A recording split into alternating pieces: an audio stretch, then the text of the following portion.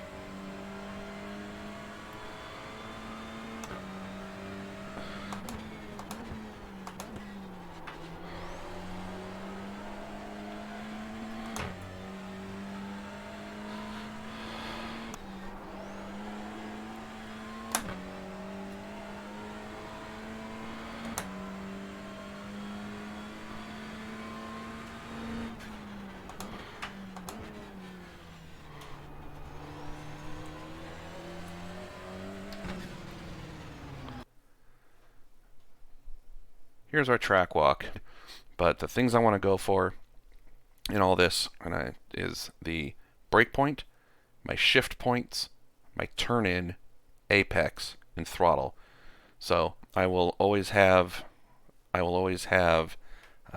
you can see this will be zoomed in, the steering wheel and pedals will be zoomed in, so pay attention to those in case I'm skipping over some things. So for turn 1, so for this one the brake point is going to be about the 100 close to this pole. You're going to be going into third gear at the second pole, and at the 50 or the last pole you're going to be going into second, and that's also going to be roughly your turn-in point. As you hear me say all the time with this car, late apex, and I'll just say it now, hopefully I can get out of the way. Anytime you're dealing with a turn here, it's almost always a late apex. You don't want to be touching the beginning of the curb, any of this in here. You want to be hitting the backside of these curbs almost every single time. I'll try to call out when you don't, but for the most part, hit the backside of these curbs. So going through here in slow, you're going to see when I get on the brakes, right on the pole that gets next to me. I should see a blip here when I go into third. There it is. And it should be another blip. You can also see just another point is it turns to yellow. So when the wall turns to yellow, it's also a good point for you. Usually I like to turn in a little bit later. I cut this one a little bit shallow, so I can't quite get on the gas as quick as I want. And I want to hit the apex a little bit later. Here you can see I'm off. I started on the gas. Let's see here. So I start to pick it up, and I'm okay because you'll see a lot. I roll in, but I roll in and then I have to kind of hold it, and I go full throttle. But I like to be able to do that a little bit later and a little bit cleaner. So not the best, but you can see it really didn't kill me too much there.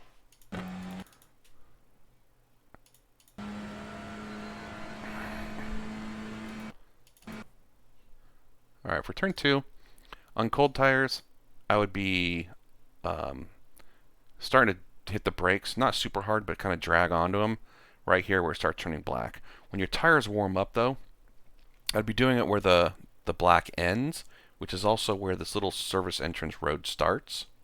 That's where I would start doing my braking. So, braking at the end of the grass, downshifting at the start of the grass, and then at the wall or this line that you can't really see right now, but we'll get up there. That's where I want to be in a third. If I'm past that point and I'm not in third yet, I know I'm going to be messed up for this entry, and I got to slow it down a little bit more. So if we scoot up here, we'll see it'll blip for down into fourth at the end of the wall here, or this is the line I was talking about. This is where it's going to blip into third. And I can start doing that turn in. I'm going to get close to the curb. I do not want to touch this curb. This curb, if you touch it, it will upset the car and bounce you around. So get in nice and tight. And then you're going to see I've got this. You hear me talk about pockets on this track. It has a couple of them where it kind of expands out, and you can see the wall here on the left. It kind of opens up, and I want to get inside of this right here. You can run over this curb. It's not going to mess you up as far as time. It's not going to unsettle the car. It's very shallow, but I want to get really close to that wall out there. So to see that at full speed, again, pay attention to the wheel and the pedals when I go back through here.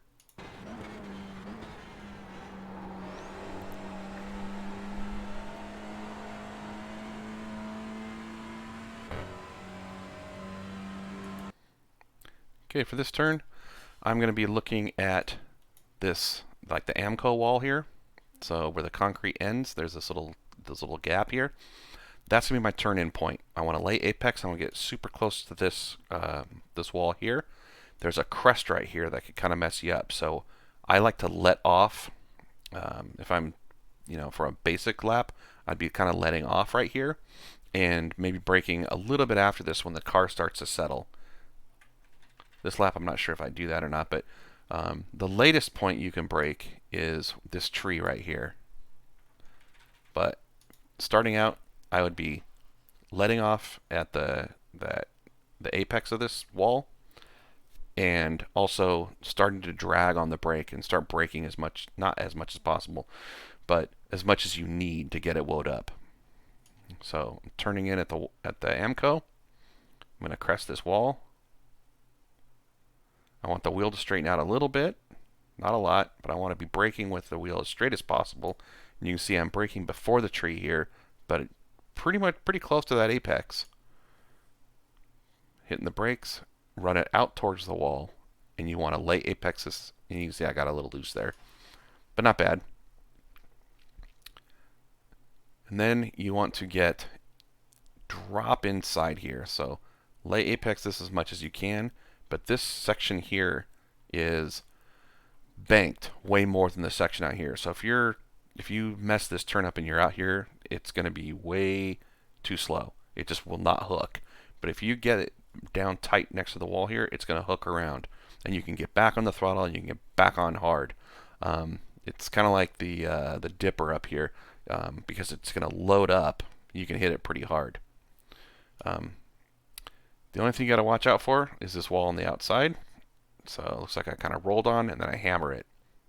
As soon as I knew I was going to make it, I can hammer on. Use your throttle control to steer the car, not your hand so much in there. So to see that at fast speed,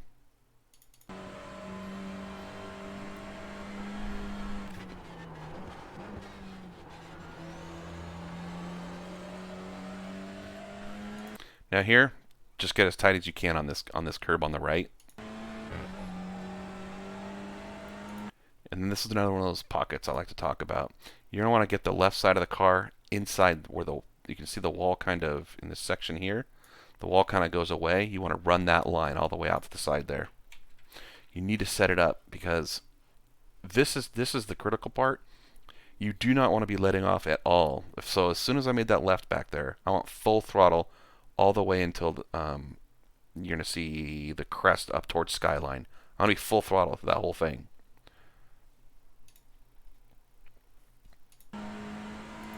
Tight. You can hit this curb. I usually don't, just because this wall is right there. So just get close. If you do hit the curb, it's not a big deal. And then here, you should be full throttle. Not on the first lap. You're gonna have to let the throttle breathe. But once the tires are warmed up, this should be a full throttle. If you're not, figure out what you're doing to set this turn up at the bottom, because that's the mistake. The mistake isn't here, it's at the bottom.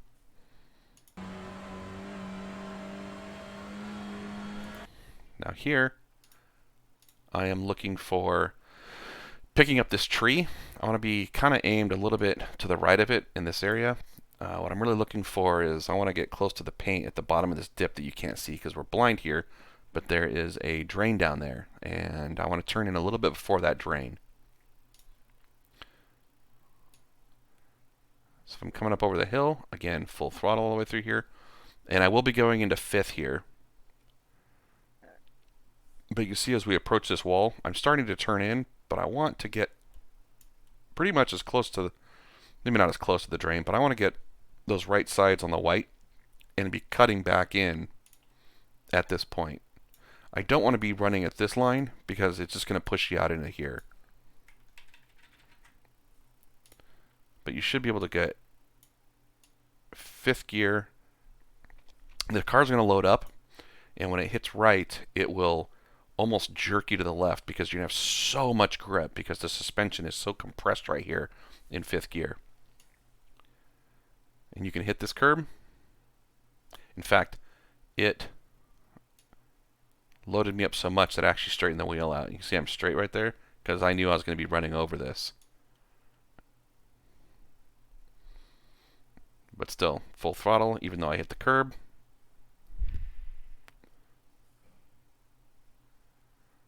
And you can come all the way out. And you can touch that curb, but I try not to a whole lot.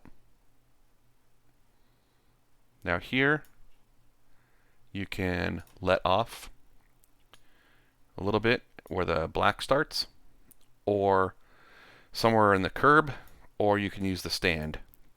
use any one of those 3 points to kind of let off. When you're first starting off, though, I'd probably start at the black.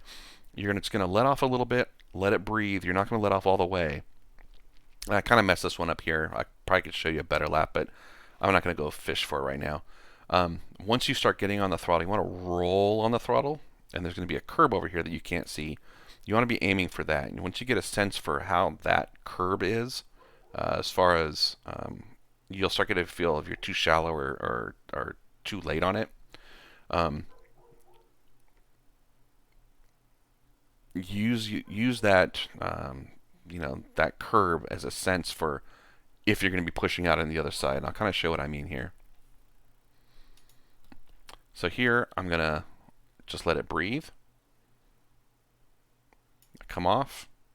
Now I do come off almost 100% or maybe 100%, but watch how fast I come back on and get it to about 50%. So I'm rolling back on, and now I'm at 50. And this is what I normally do, but I actually turned in a little too tight here on this one, because I'm kind of setting up for hitting here. I don't want that. I kind of want to be setting up. I want to hit out here. So I messed this one up a little bit. This is really your target out here. And you'll see what that does to me. It's because even though I'm half throttle, I'm getting back on. And then I realize I got to let it breathe for a second. But it's quick. I don't let off all the way. I don't want to upset the car. I just let off a little bit to get some grip and bring it back.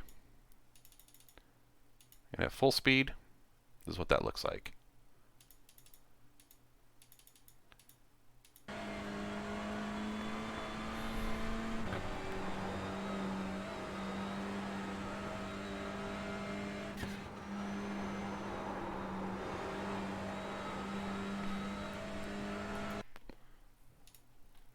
All right. For Skyline, end of the grass, start braking, and brake easy. Well, pretty hard when you're going in the straight. Don't let off the brakes all the way. Kind of trail brake all the way down here, but only be hitting the brakes hard when it's straight. Very light when you're turning. You'll start getting a feel for this. So just like I talk about throttle control, as far as controlling how much the car will turn with your throttle, do the same thing here. You want to hit the brakes when you're going straight. You can trail, and if you want to have it turn a little bit more, you can give a little bit more, but just beware. This is one of those areas where if you overdo it, it can get a little squirrely, and if you have to let off the brakes to recover, you're going to be going too fast at the bottom here.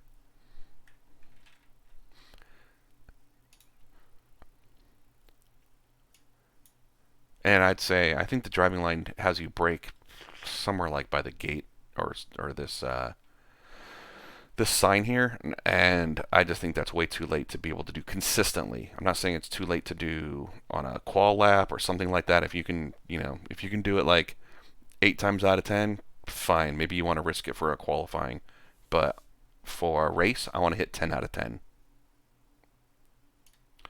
So I'm going to be braking just here. I brake a little bit after the gas or after the grass ends, and I am going to go into 4th at the sign, or right about where the sign is. That's where I go into 4th, because I was 5th gear all the way through the top there. So that was a little blip for 4th gear. And this is what's important here. Still see I'm trail braking. And then I am going to go into 3rd at the beginning of the curb and into 2nd at the end of the curb. So throttle should blip right there. Now we're in 3rd. You can hit the curb a little bit on the left, that's fine. Into 2nd at the end of the curb. Now I'm hitting the brakes harder here. Trying to get this load up. As I come around, I'm actually going to hit the gas here. So you can really punch it for just a second. Full throttle. And then right where the black is, or this sign, that's the back of this billboard here, that's where you want to start getting back on the brakes when it's straight. So back on the brakes. You're going to crest.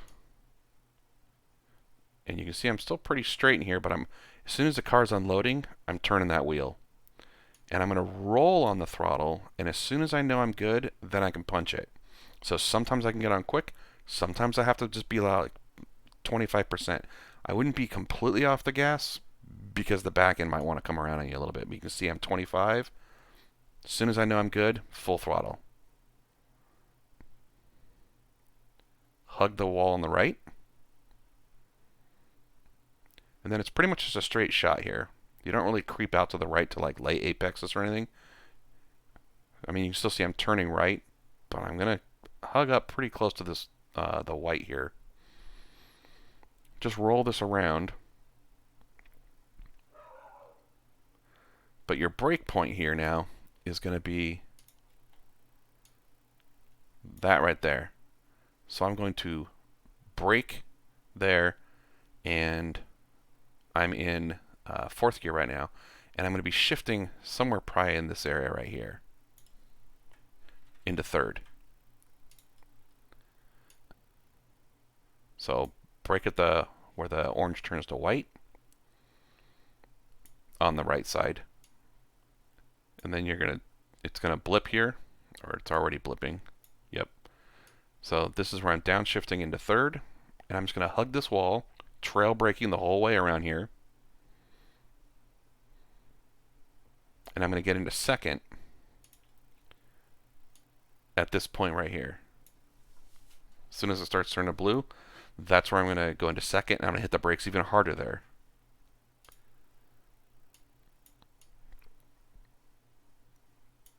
Downshift into second, hard on the brakes. And then there's this, I don't really notice it during while I'm driving, but this is kind of my turn-in point. I will notice it because the right side will kind of turn like red, because these things for some reason really get my eye, and I'll see when I don't know, for some reason this one really sticks out in my peripheral, but you can kind of see it's this section up here. I don't really notice the rocks this color, but I just know that's kind of my turn-in point. It's also when this part of the wall is right about here in my vision. It's not quite to my roll bar, but this is highly dependent on your field of view. So I can't really say what's good for you, but you can use your roll bar and start figuring out what works for you, backing the point up or bringing it forward.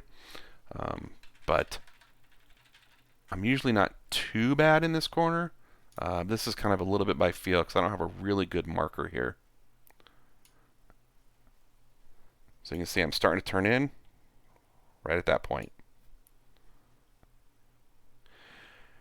And this is another one where you want that late apex, and there's a pocket here. If you're wide, it's just gonna, if you're offline here, I'm not sure if it's just dusty out here usually, or if the camber is like this. I haven't run this. One way you can check camber is to run the line differently and then check it on the gyro, and it'll keep the world stable, and you can kind of see the car moving around. But this one here, I get on it probably about where I want to, but my line is probably not late enough. As far as I probably was a little shallow here. You want to do a little bit late here, because when you get back full throttle, you want to stay full throttle. And you're going to see here, it's going to come out towards the wall. I let off, but not all the way again. It's down to like 20, and it's back on hard. It's just a little blip. So you can see this in full speed. I'll show you the whole downhill section in full speed. But this little blip at the end is so quick. It's just to get, make sure I don't hit that wall. So again, pay attention to all this down here as well as the line, because this is just as important as the line you're running.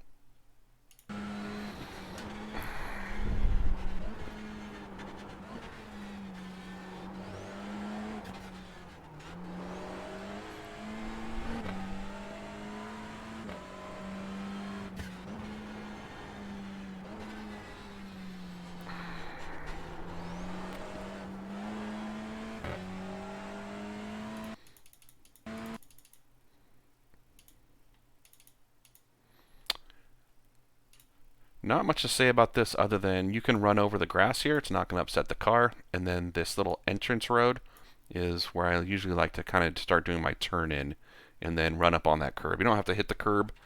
You can run a little bit wide. There's a ton of room to recover out there if you go a little wide here. But one thing I would suggest is This is going to be a huge passing point, and it might happen under the braking zone, which is after this turn here, or it might happen actually going into it, depending if the person got a really good run off of you. Also, depending on what classes. If it's a GT3, they should get by you before here.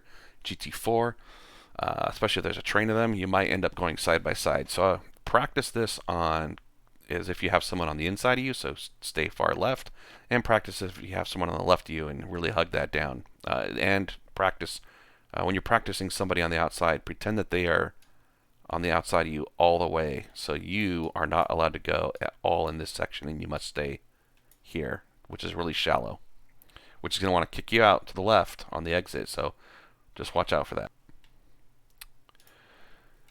So this is the turn I am probably the least consistent.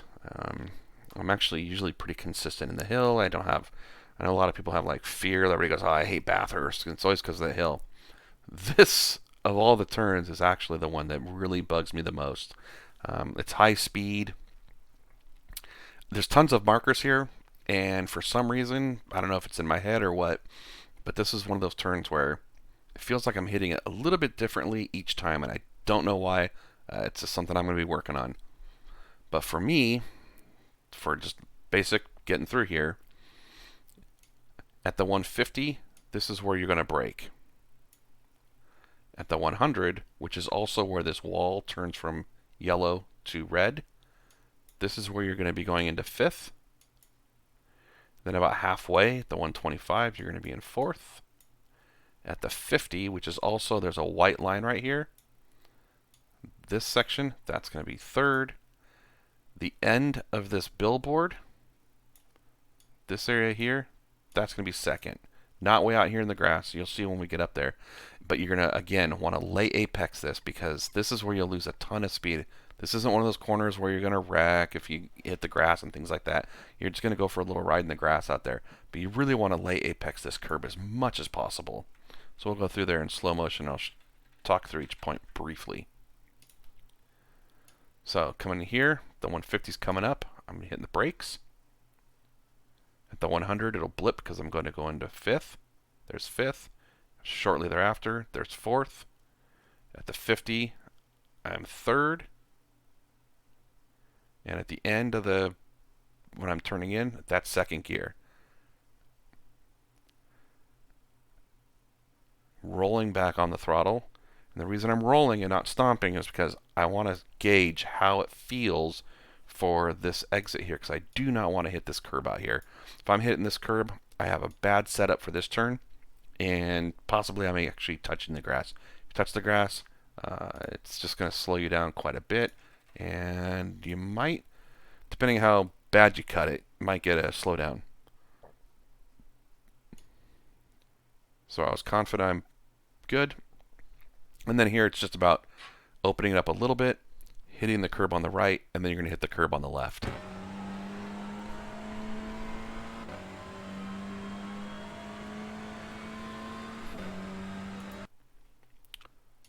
Last turn. And we are going to, at the 100 here,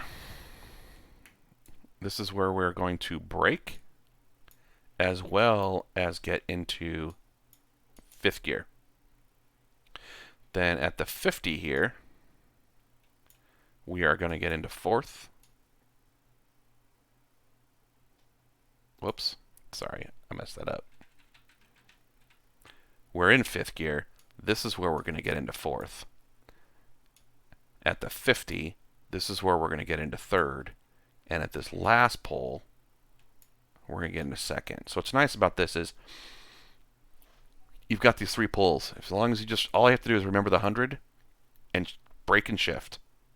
So it's going to be each pole. It's going to be down into fourth, third, second, and this is also your turn in.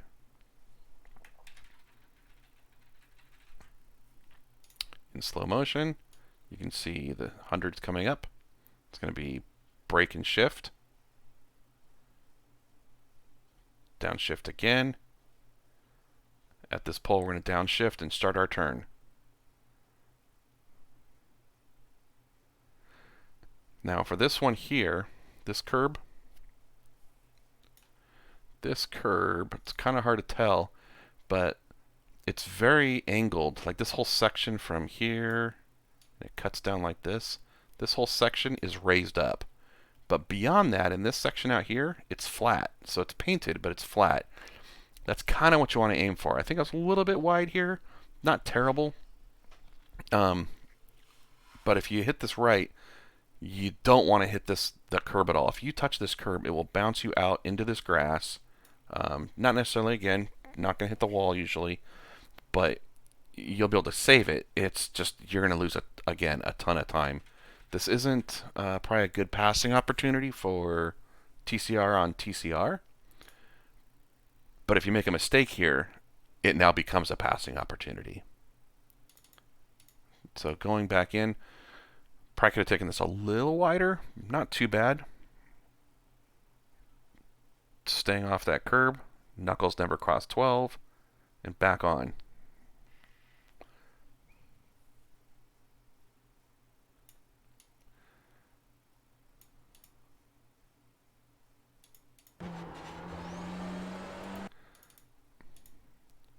Yeah, and I'm looking at my throttle here. So I started to get on the throttle. I probably could have waited a little bit more because I'm full throttle. And then I backed off to about 75 to catch it because I was too shallow. And then I'm back on. Ideally, I'm rolling slowly on. And I don't even have to let it breathe. But you'll notice, again, the throttle control. You don't want to go like full throttle and then back off to 0 and then come back on. The car's just going to get upset. So to get the front end to turn, you don't need to let it off completely. You can just let it breathe a little bit and the nose will come around.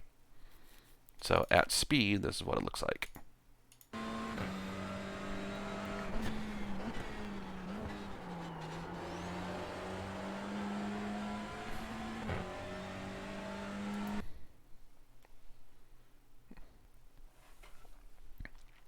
Alright, for pit entrance. You can go into 5th gear if you want. I usually just stay in 4th. I'll start hitting the limiter a little bit, but I just don't want to be going into 5th and then back into 4th. The cones here. This is where I'm going to be braking at the beginning of the cones. The end of the cones or the beginning of this triangle that's right here. This is where I'm going to be going into 3rd. The end of the triangle, I'm going to go into 2nd.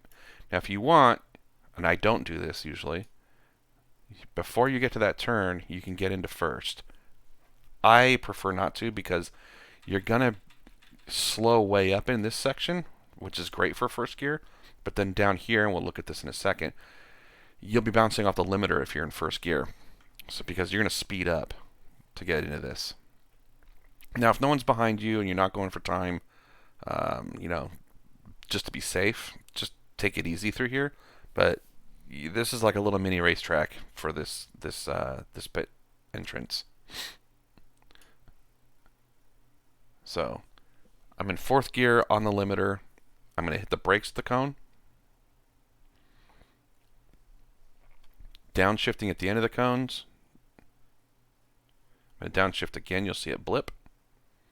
There. Now I'm in 2nd gear. So I'm going to roll this through. And just like a regular track, try to lay apex this as much as possible. It's like racing in slow motion. You're going to hit that curb. You want to hit the curb on the right and hit the curb on the left. And look at your back on the gas. So as soon as you know you can make it, let me show you that here. And you'll just have to kind of get a feel for this. I'm already picking it up before this. You might want to wait till like you kind of hit here and start. But I'm just rolling on, and then once I straighten it out, I'm full throttle. You're going to punch it. Hit the curb on the right. And this is the next big key right here. Where this wall ends, and where this grass ends, this spot right here, if you're in 2nd, you're going to have to brake, hit the pit limiter, and get it into 1st gear. Pretty much all at this point. If you're in 2nd, if you're already in 1st gear, then all you have to worry about is braking and getting on the pit limiter. And the order of operation that I'd probably do is exactly the way it's written here. Make sure you brake for sure to slow it down.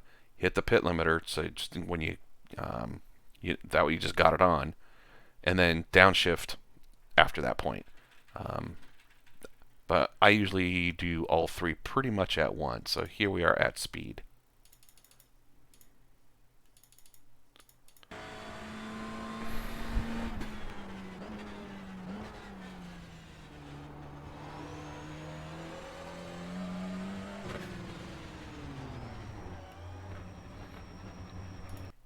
So you can see that was all three at once. That was downshifting, pit limiter, and brake all at once. That's pit entrance. All right, that's the end of the track walk.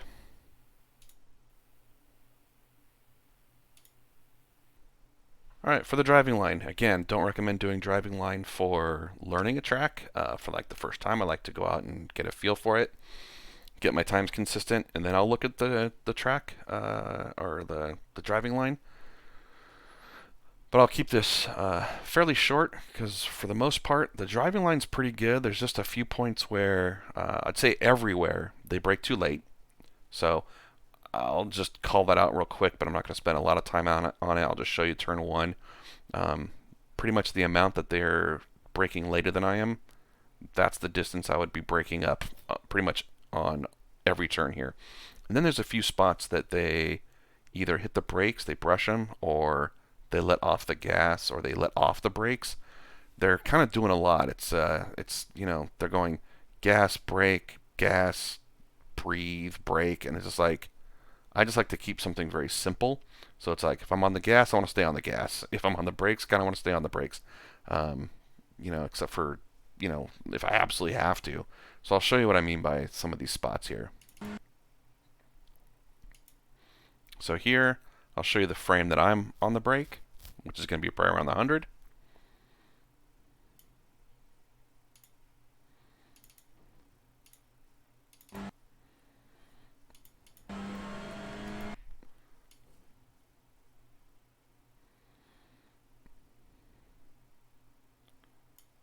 So we're on the brakes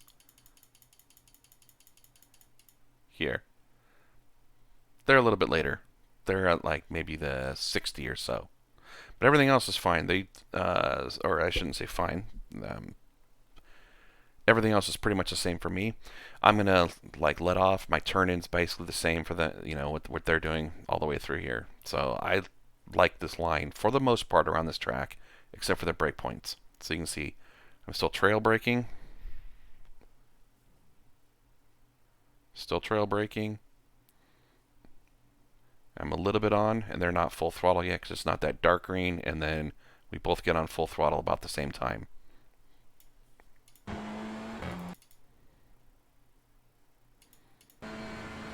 Similar story, they brake later than I do. Other than that, it's pretty much the same.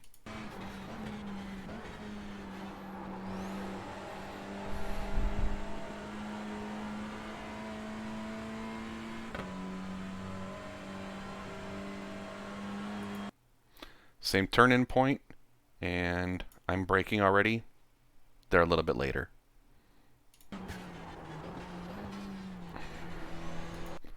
So this is one of those things that doesn't make sense to me. It goes from a green to a white to a green. As soon as you can get on the throttle, I'm not saying go on super early, but I'm saying as soon as you start getting on the throttle, you shouldn't be backing off here. You're going uphill, you're getting on the throttle. If you can't get 100%, just hold it there.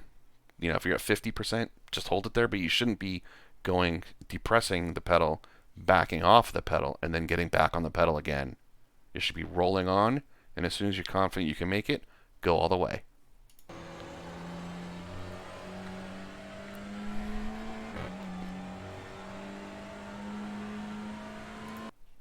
This is another section.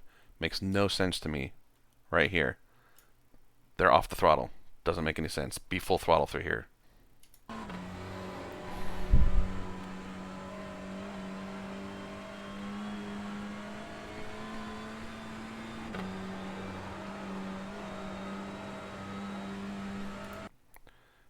You can't even see where they're letting off, but I'd be letting off, again, somewhere between the black or the wall and the curb or this tower. But they don't let off until after the tower. So they're letting off out here. In fact, it looks like they're using, they're actually, it turned red a little bit of brake. You shouldn't be using any brake through this section here.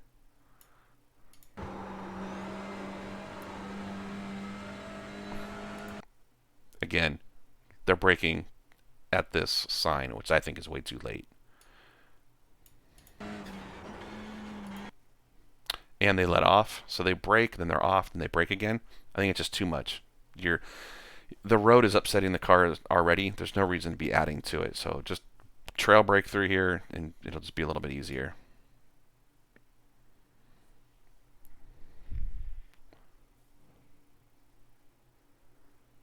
They do stay light. They do hit it hard at the end, which is also what I'm doing.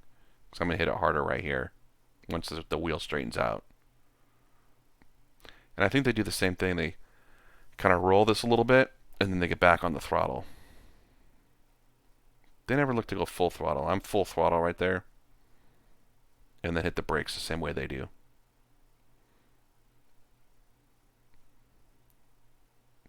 I can't actually see the driving line, but yeah, you can see they're back to full throttle, and there I am.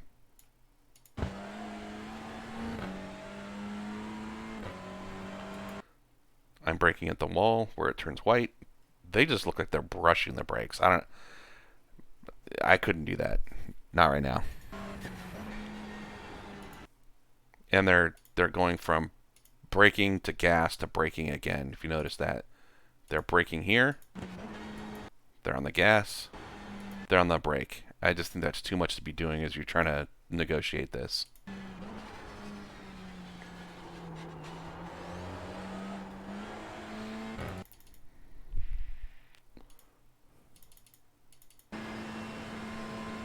Same story, they're braking later.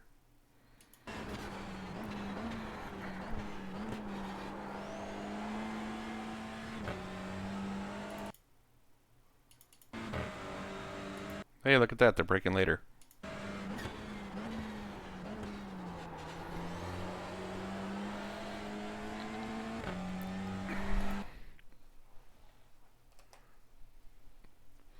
Well, that's my driving line analysis.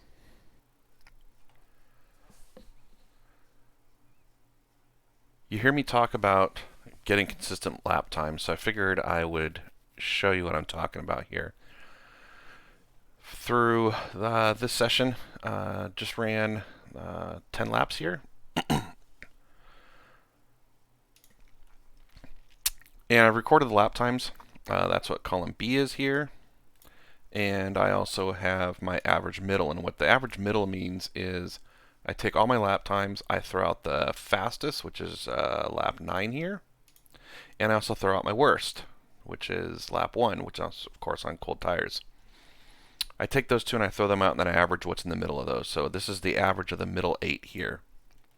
And then here's the delta for each lap, and you can see, and I got these color-coded for, you know, red is the worst, it's over, and the green is the gradients. And you can see the yellow in the middle for how close they are to the average. And then I can see on the graph over here, this is just a visual representation, but I should say, what you're really looking for consistency is you want, I want all my lap times to be no better or worse than like a half second. So this is actually very consistent here. You can see, I mean, for the laps that are counting towards this, because again, the top and the best and the worst are not counted here. The worst was a 0.3 and the best was a 0.2 for both of these guys. So, I mean, you can see, in fact, between the delta between those two, that's a half second. So I'm basically no worse than a quarter second better or a quarter second worse. This is the point that you can start messing with setup. If you're not doing this, well, like I said, this is kind of a really good example. But if you can't get, within a half second, one way or the other, or better, there's no point messing with setup unless it's just not handling at all. What I mean by not handling, like it's like wrecking loose, or you just can tell it's super, super tight. But get the track down, get consistent, then mess with setups. Now we'll talk a little bit about setup. Once you've got your consistent laps down, when I say consistent laps, again, we're talking about that, you can run within a half second pretty much every lap. Once you've got that down, you're comfortable with the car, and you can actually start analyzing if a setup makes a difference, or you're also just struggling, let's say, with the handling. Then we can start looking at our setup and changing that a little bit. So, one thing I would do is see how your brakes are. I'm not sure if I've talked about this that much before, but run some laps, pick a corner that's kind of like your quote-unquote loosest corner. And what I would do is start off with the baseline like it is here, and then keep increasing this rear brake valve up to about 6. You can go to 7. 7 actually, the reason I don't go 7 is if you're using 6, it's actually it's kind of hard to explain, but when your bias, well, I guess I'll just bring up the spreadsheet and I'll show you. So I was using telemetry to check what the bias does. Oh, I guess we'll do that too. Alright, so here's the telemetry for a practice I was doing. And you can see here, let's see if I zoom out. Alright, this whole section right here, this is the basically the brake valve. It's called DC peak brake bias, but it is just think brake valve. So where it's sitting right here with this yellow line. So if you're not used to telemetry, this yellow line that you can see going up through here, it's sitting at this position, and now you can't see it, but that's a 1 right there. So we'll get rid of all that. All right, change the mouse pointer size. Hopefully I won't draw as much, and I can just use the mouse here. So as you can see, where we're sitting right now with this line, in fact, I'll just highlight. I'm just going to grab the portion where it goes from steps up from 1 to 6. So right here you can see it's at 1. At here the valve's at 2. Next step is 3, 4, and 5. And what I want to show you here is that when it's on 6, if we look just at the portions that are 6, probably hit my brakes the longest here, it looks like. So you can see the brake pressure, which is this area up here, the brake line pressure. The fronts are in red and the backs are in blue. But you can see here is the brake pressure comes up, but the brake bias is this purple line. This is what it's set to. It's set to 71.8 roughly right there. And you can see what's in orange is the effective brake bias, meaning all I'm doing is doing the math between these to get the ratio. So right here, the brake pressure in the front 628 and over 247. If you divide those, you're going to get 71.7 roughly. Even though the brake pressure over here drops to 111 in the front and 44 for the rear, you're going to get, again, 71.7. Now you can ignore the kind of hitching that's going on here. That's because the bias was kicking in. And or sorry, not the bias, the ABS was kicking in. If the ABS kicks in, then you're going to have one wheel or both wheels in the front, things like that, reducing, which will change, of course, the bias in that little section. But I want you to notice here is that when this is at 6, the brake valve's set at 6, the effective bias is exactly the same as what I'm setting. So I know that when it's 6, I know exactly what my brake bias is, that it's exactly the same for what I set it at. So the bias setting is 71.7. My effective bias, taking into account the valve, is also 71.7. So I know it's exactly the same. Now, if we move over to the left here, and you'll notice when it's on 5, we'll kind of go to the same area here. Yeah, it's not a good one because this is better. So, actually that's 4.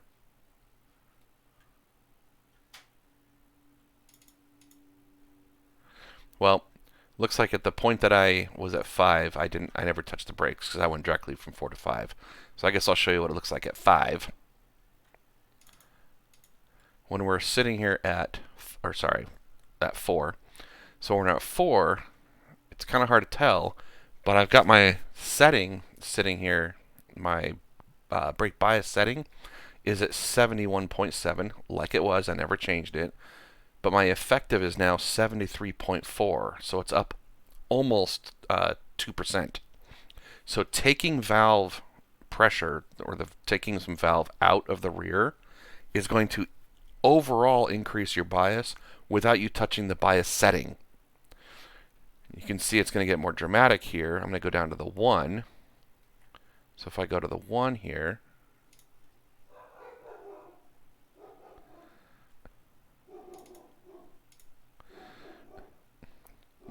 you can see now at 1,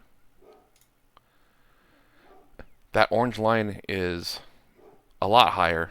I know it doesn't look much on the screen, but it's higher than the purple line. Remember, the purple is what my bias setting is set to. But now my effective bias is 76. So even though I'm looking in the car and I'm looking at bias as 71.7 or 71.8, what it's really behaving like is 76. Hopefully that kind of makes sense. So then what I want to show you is the spreadsheet. If you look here, if you want to take this down, basically if you look at this column right here, what this is telling us is, I guess I'll highlight this for, what this is telling us is if you set this at 6, the brake valve at 6, it's basically saying you can take your brake bias setting and add 0.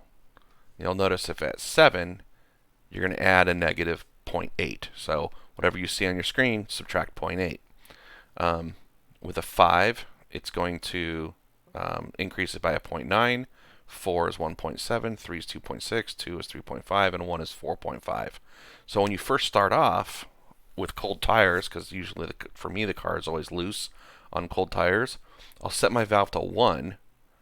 And even though I've got my, let's say I was set at 70, what this is really going to do is it's going to make my effective 74.5 to start off with.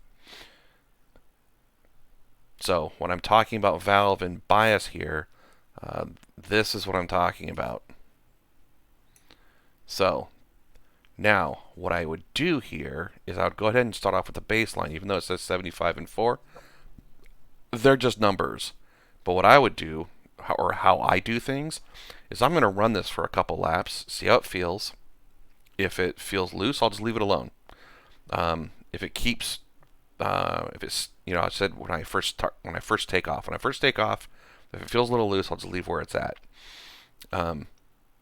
As the tires warm up, it's going to tighten up, and the rear is going to be a lot more controllable. If I feel that it's a little too tight, what I will do is put the bias up to 5, see how it feels, put it up to 6 and see how it feels.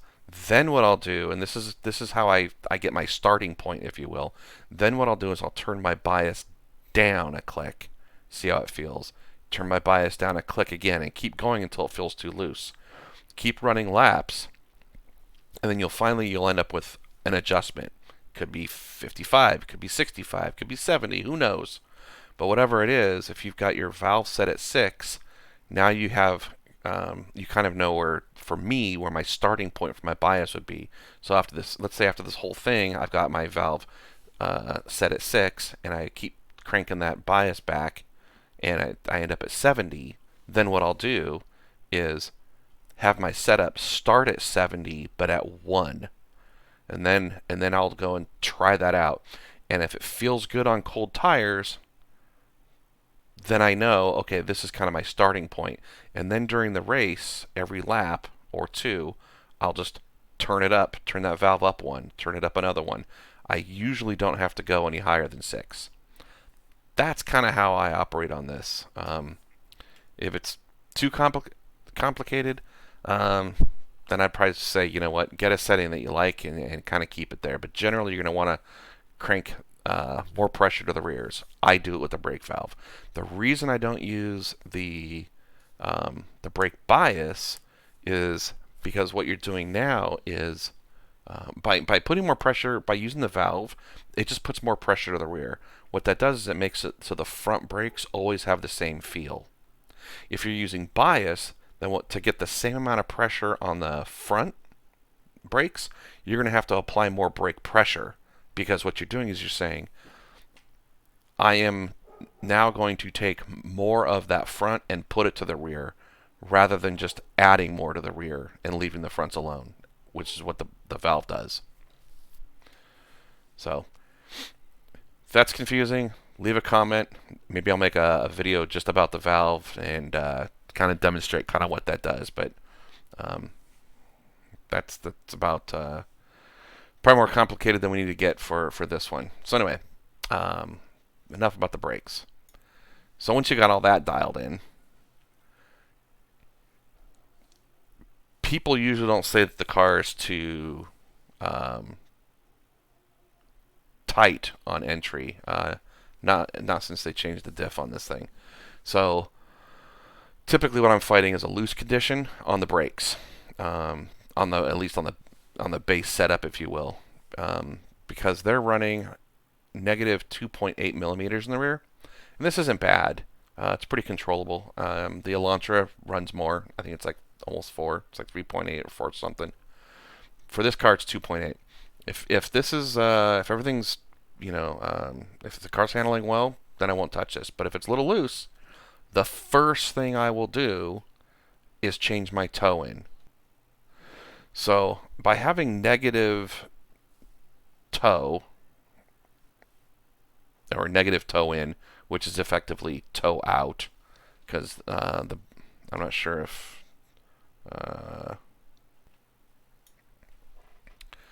get a little diagram here. So here's our toe in, positive. The two are kind of aiming towards each other. The toe, if your toe in is negative, which is also toe out, then your tires are pointing away from each other. Now, if you're looking at this for the rear, it's the same thing, where talking about toe in, toe out. But if you're running this in the rear, when you're turning, it just makes it a little bit tighter, a little pushier. And if it's toe out, it can help that rear end come around. There's a lot of mechanics going on there. I won't get in the details on that. If you guys want something on that, I will put something out. I'm not sure quite how to show you. I can show you maybe the effects of it, but it's kind of hard to tell unless you just drive it. So the first thing I would do is probably change my toe. And all I'm going to do right now is I'm going to usually run this. The lowest I will run this is the smallest negative number. So the one that's closest to 0 but still negative. I can't think of a time that I've actually run this positive. In a rear-wheel drive, I'll run down to the smallest positive number. So I'm going to just click this over to the right, and what's going to happen here is it's going to possibly change my camber and change my ride height. So those are the things I got to really watch for. So I know I want the maximum ride height because it's 85 in this car, so that's 84.8 right now. And the camber is at -3. So I'm going to change this, a couple clicks, hit apply. You always hit apply because it never does what it says. Right now it's at -0.8. If I click one more and hit apply, it's at a +2. So if you're trying to get close to 0, either positive 0.2, which I probably wouldn't run, or if I hit apply here, the -0.8. But I wouldn't just, well, maybe I would just jump to it and see how it feels. Sometimes, if it's just egregiously loose. But if it's just a little loose, just do one click. But you'll notice here that my camber has changed. So I'm going to put that camber back to 3. And then I'm going to check my heights. And I don't have to change them. But if you do, let's say it was, for some reason, it was just a little too high. Whoops. If it was a little too high like this, then you'd have to bring it back down. And when you do that, that can also change your camber and your toe. So every time you touch one of these, check those three things. So that's what I would do for toe. The other thing is, if it's still too loose, then what I would do is start changing my ride height. And personally, I would probably just drop it all the way down. It's at 85 right now. I would just probably put it all the way down to 70 and see if that fixes it. If you sit there and do like one click at a time, you're going to spend too much time dealing with this. The other thing is, by making a drastic change like that, you can feel what the effect is. So by taking it from 85 to 70, you slam the back end on the ground, and if you feel that it's too tight, then you can kind of go halfway back up. So like 77, 78, somewhere in that range, splitting the difference between the 70 and the 85. See how that feels. You know, if it's too tight still, well, keep raising it up. If it's too loose, then you can drop it back down. So I'm just going to drop this all the way to 70.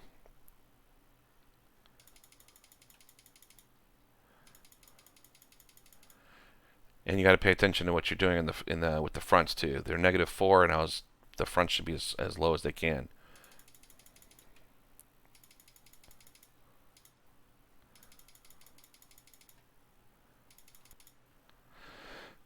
All right, so now you'll see I've got the ride height exactly where I want it. It's the small. If I go one more click, it's going to be too low.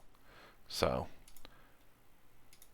got my ride height in the back exactly where I want it, and then I look at the fronts. I go, well, crap, the fronts are all messed up. But I'm not going to mess with that right now. I'm going to mess with the rear again because I can see my camber is messed up. And let's see how my toe is. My toe didn't change that much, so I'm going to change my camber back to the 3 degrees. Hit apply. And now my ride height is still too high, so I got another click that I can put in there. So I'm going to put one more click. And I'll try it again. And I guess I can do more. Well, that was too far. So I'll bring it right back to the smallest. Right above 70, which is the min. My camber looks good again, and my toe in is -0.5, which is fine. My front, though, got raised up a little bit, so I'm going to give it a click to bring that down a little bit. I guess I'll do one more. Now you can see it changed my camber, so I got to put my camber. Now it was at 4, but it must be just barely over 4, so it doesn't like it. So I'm going to put that at 3.9. I'm going to drop this again. All right. Let's see if we can go back to 4 again. We cannot. So we'll just put that guy. You're going to have to sacrifice something. If I really want that 4, I got to raise the front up. And if I really want the ride height, then I got to change my camber. And of course, one thing I didn't check was my toe in. That shouldn't really change if I put this all back to the same heights. This should be the same, and we can double check that in a second. But this is at 1.4. So that's how you change toe and getting your heights without affecting your heights, and also how to change your heights without affecting your toe. The next thing I would do if you're still too loose, or actually what I'd say is, well, if you're still too loose, then I'd just add some wing to it at that point. You can mess with springs and all that stuff. I found adding spring just kind of makes it bouncy. Taking springs out didn't really change anything for me. You can experiment with it. I don't ever discourage experimenting and learning how this works. You could play with shocks, but shocks aren't going to help with. They're going to help with the transition. They're not going to really help with, like if you had a high speed and you're just, kind of like the kink at what is it? Road America. Things like that. That's really not going to do much of that. That's usually more wing and maybe ride height. So if it's too loose, still add some wing.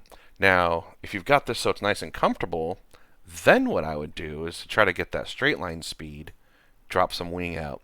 This doesn't have as probably a big a difference as you think. I mean, if you're running, if you're going from a -2 to a +4, it's going to have a huge difference.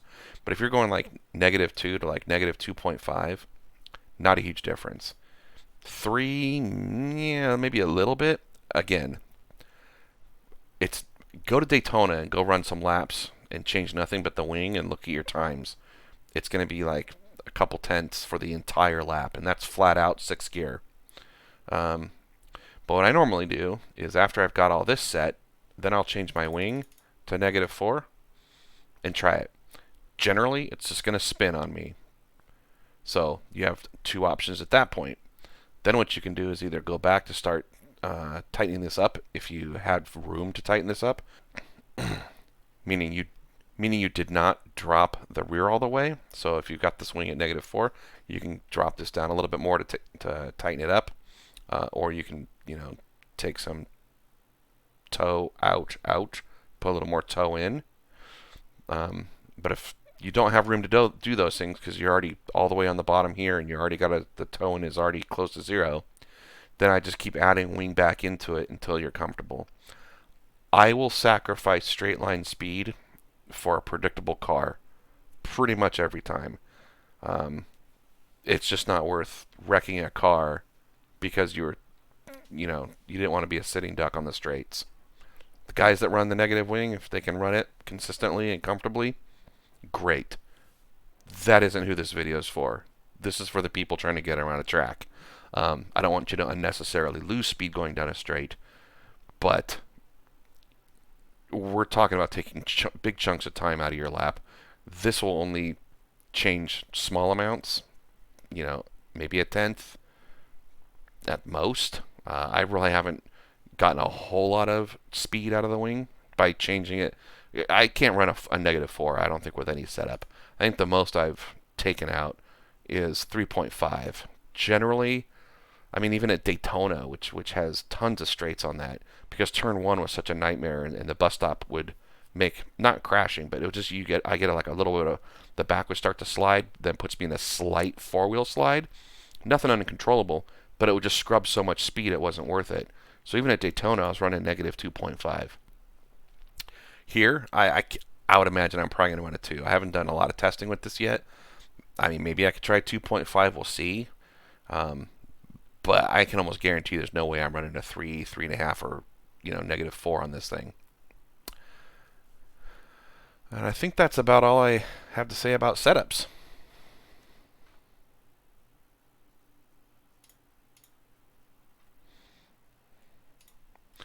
All right, just for fun, I think we'll just take out the wing and just show you guys what wing does. So we're going to take our baseline just like we had before.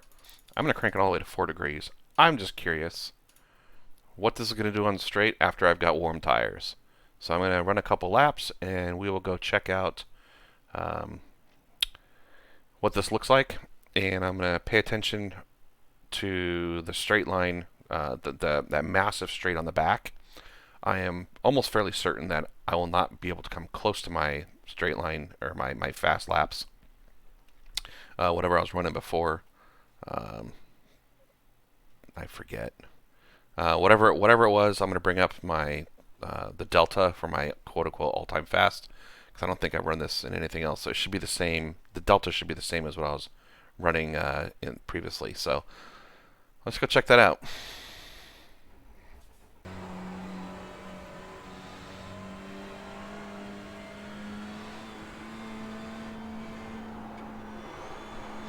I can already feel the back end coming around on me.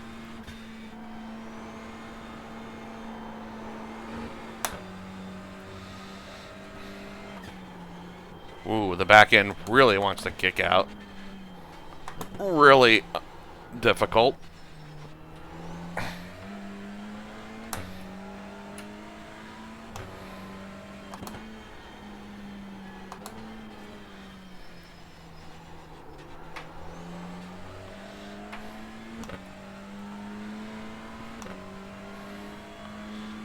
Just curious, we're on cold tires.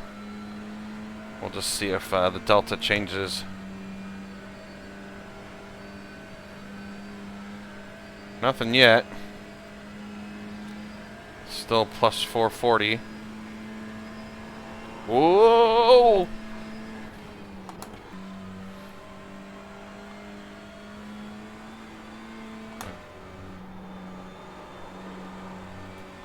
Still pretty slidey.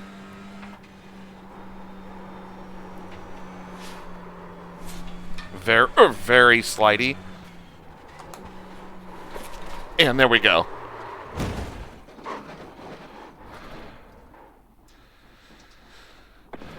problems with that engine. Yeah, I'll bet we do. So, I would... Your car has too much damage, we've got to fix it. Okay. So, I would definitely not be running 4.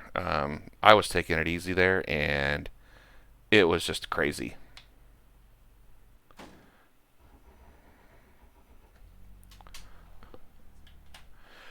But anyway, that's just something to experiment.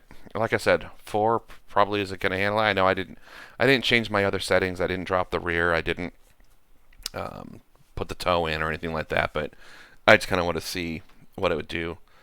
I probably should have given it a fair shake, seeing what it does on the straight. In fact, you know what? I'm going to. We're going to get hot tires in this thing and just see what it does purely on the straight alone.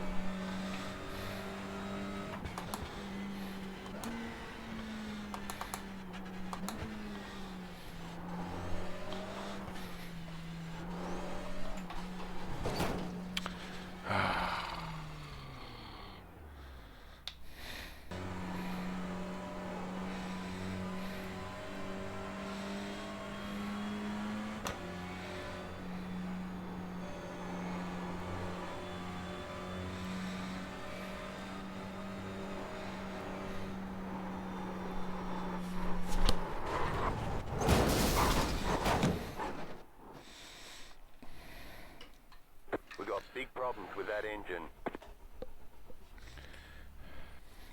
Alright, I was trying to baby it around there. I'm not sure if I just don't have the patience to baby it anymore, but I am not going to run that experiment. If you guys want to run an experiment, have at it. But anyway, hopefully this helps you guys. Again, leave a comment as far as what you'd like to see or what helped you, what didn't help you. The feedback helps me make better videos. It also helps me focus on the things that help you the most, rather than spending a lot of time on things that don't. So until the next video, have a good one.